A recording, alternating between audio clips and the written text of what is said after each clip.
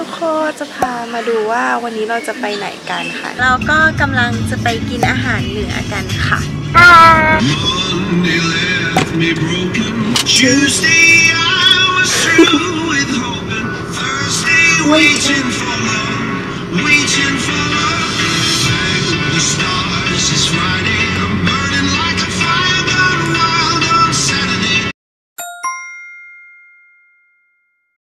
ถึงแล้วค่ะครัวดวงสมพงษ์ใช่ค่ะตอนนี้เราก็ถึงครัว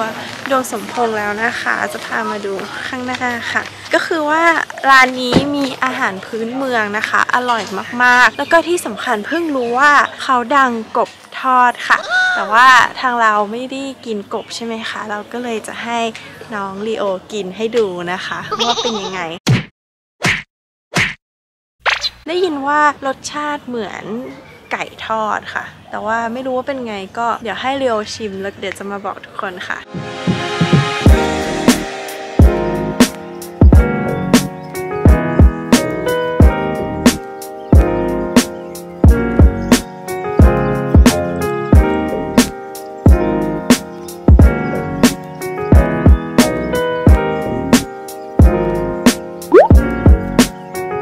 นี่ก็คือแกงไข่มดแดงอันนี้อร่อยมากค่ะไข่มดสดๆเห็นไหมคะไข่มดเนี่ยค่ะขาว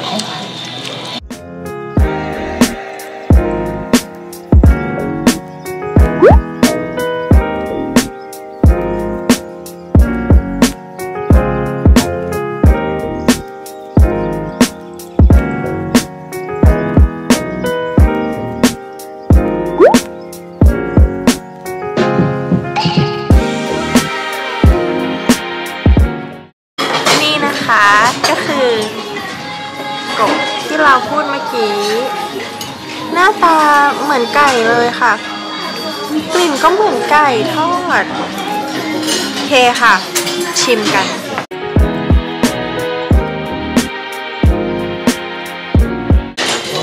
อันนี้กบนะคะเหมือนปีกไก่ขากบครับกัดสิกัดเลยเหมือนไก่กัดเลยอร่อยกัดเหมือนกัดปีกไก่นี่แหละนั่นแหละเหมือนไก่เลยเห็นไหมเห็นไหมมันร้อนนิดหน่อยโอ้ตกไปแล้ว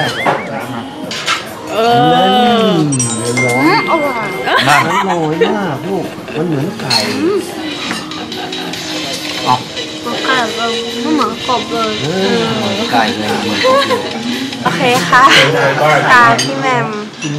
เดี๋ยวจะมาคอมแพร์นะคะนี่ไก่ค่ะไก่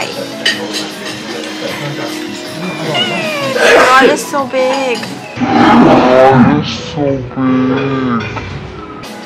กบค่ะกบเป็นกบพื้นเมืองนะคะตัวใหญ่มากนี่มีขาเลยค่ะเรียกว่า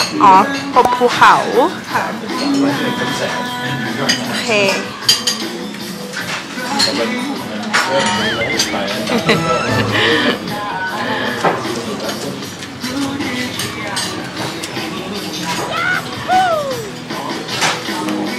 เหมือนไก่เลยอ่ะเหมือนไก่เลยอีกครั้งหนึ่งค่ะนี่ค่ะค่ะกบ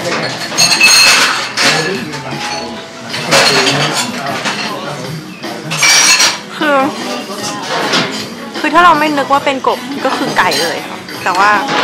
ตอนนี้เราก็พูดว่ากบตลอดอร่อยดีค่ะอร่อยไหมคะพี่โยมเราชอบอันนี้ค่ะไส้อั่วอร่อย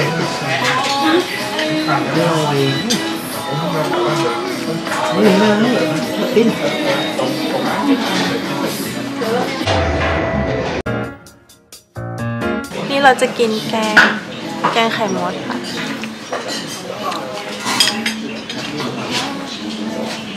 อร่อยก็อันนี้นะคะ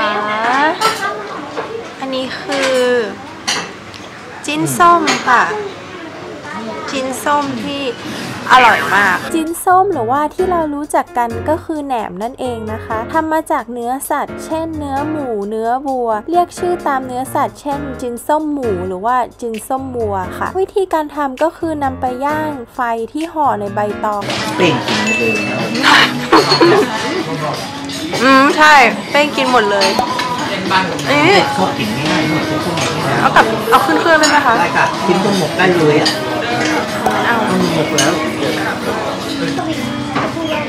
ขอบคุณค่ะ